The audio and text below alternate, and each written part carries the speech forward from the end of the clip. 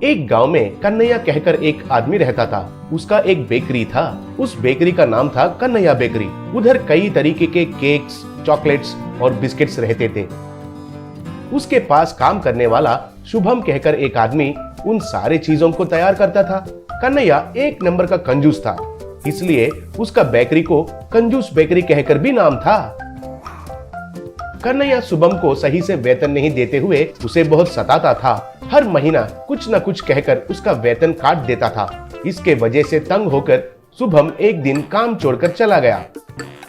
तब कन्हैया, जाओ रे जाओ, तुम नहीं है तो और एक मिल जाएगा, और कोई नहीं मिलेगा, समझे हो क्या? तुम्हारे जैसों को बहुत देख चुका हूँ मैं, जाओ, कहा। अगले दिन एक नौजवान बहुत स्टाइलिश कपड़े पहनकर एक बाइक पर कन्हैया का बेकरी के पास आया। तब वो, हेलो सर, मेरा नाम बाबू है। सब लोग मुझे बिस्किट बाबू कहकर बुलाते हैं। मैं बिस्किट्स बनाने में बहुत मशहूर हूँ। खाली बिस्किट्स क्या, केक्स, चॉकलेट्स, बंस, सब कुछ बहुत स्वादिष्ट बनाता हूँ। मुझे तो शहर में रहना पसंद नहीं, आकर ऐसे गांव में आया हूँ। आपके पास कुछ काम है क्या? पूछा। तब कन्हैया मन में, अरे वाह, बकरा खुद आकर बलि होने के लिए पूछ रहा है। अब मुझे जरूरी है, इसलिए इसका अच्छा इस्तेमाल करना है। सोचकर, काम तो है, लेकिन वेतन 5,000 से ज्यादा नहीं दे सकता हूँ। अगर पसंद है तो करो, कहा। तब वो आदमी, कितना अपमान कर रहे हैं सर, मुझे तो वेतन की जरूरी भी नहीं है। मुझे तो मेरा बिस्किट खाकर लोगों का आंखों में वो खुशी देखना है, बस वही मुझे चाहिए। और एक बार ऐसा वेतन चेतन बोलोगे तो अच्छा नहीं रहेगा सर, कहा। तब कन्हैया हैरान हो गया और, भाई एक बार मुझे चिकोटी दो, पूछा। तब उसने चिकोटी दिया तो दर्द होकर, ओए माँ, आओ, ठीक है, मैंने जो सुना वो सही है, फिर तुरंत काम में भर्ती हो जाओ, कहा। तब वो आदमी, लेकिन सर मेरा एक छोटा सा शर्त है। मैं हर रोज एक नया तरीके का बिस्किट तैयार करता हूँ, उसके लिए आप मना नहीं करना चाहिए, कहा। तब कन्हैया, अरे तुम तो मुफ्त में काम कर रहे हो भाई, तुम्हारा मर्जी से करो, लेकिन लोगों को पसंद आए जैसा करो, बस वो देख लो, कहा। तब वो आदमी, और एक बात, बिस्किट खाकर अगर तारीफ करेंगे या फिर डांटेंगे तो आपको ही पढ़ना चाहिए, कहा। तब कन्हैया उसके लिए मान लिया। बाबू तुरंत काम में भर्ती हो गया। अंदर कुछ तरीके से बिस्किट्स बनाने लगा।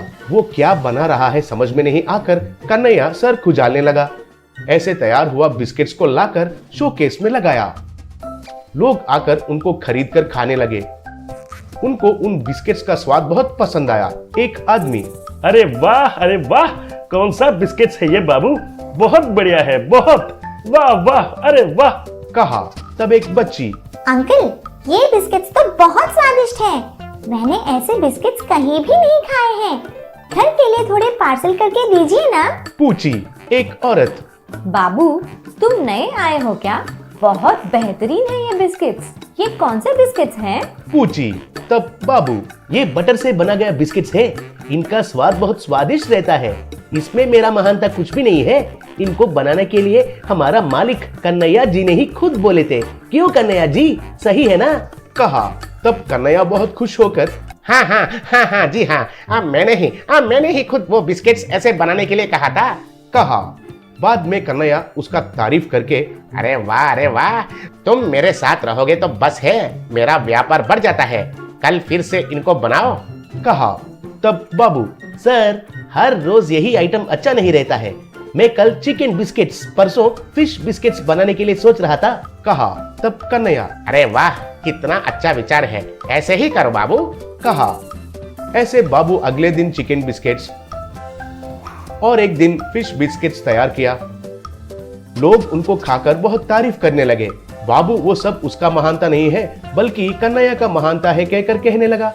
तब सब लोग कन्हैया को बहुत तारीफ करने लगे। वो सुनकर कन्हैया बहुत बहुत खुश हो गया। एक दिन बाहर जाकर कन्हैया बेकरी वापस आने तक उधर बहुत सारे भीड़ थे। वे सब कन्हैया के लिए इंतजार करने लगे।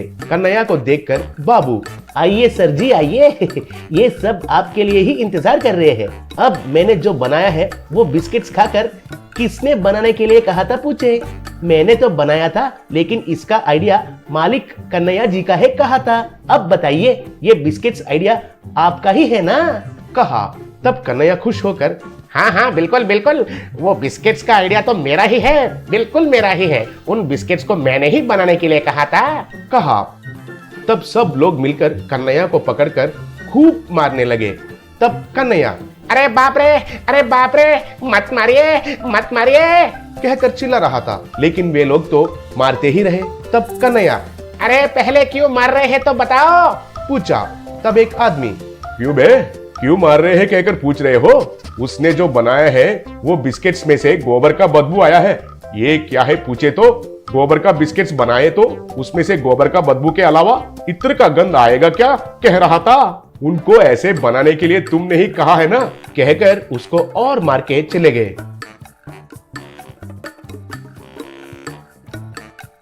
तब कन्हैया अरे बाबू, गोबर से बिस्किट्स बनाना क्या है रे बाबू। पूछा।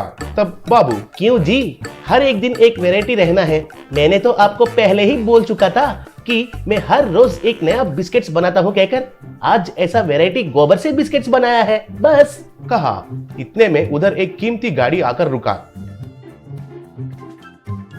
उसमें से एक धनवान और 2 बॉडीगार्ड्स उतरे। वो धनवान क्यों भाई, वो मेरा बेटा है, थोड़ा दिमाग कमजोर है उसका। इतने दिन तुमने उसका ख्याल रखने के लिए बहुत बहुत धन्यवाद। गार्ड्स बाबू को लेकर आइए। कहा। तब बाबू नहीं नहीं, मैं नहीं आऊंगा, मैं नहीं आऊंगा कहकर मना कर रहा था, लेकिन वे बॉडीगार्ड्स उसे खींचकर लेके गए। कार चले जाने के बाद कन्हैया अरे ये तो पागल है कहकर घस खाकर गिर गया।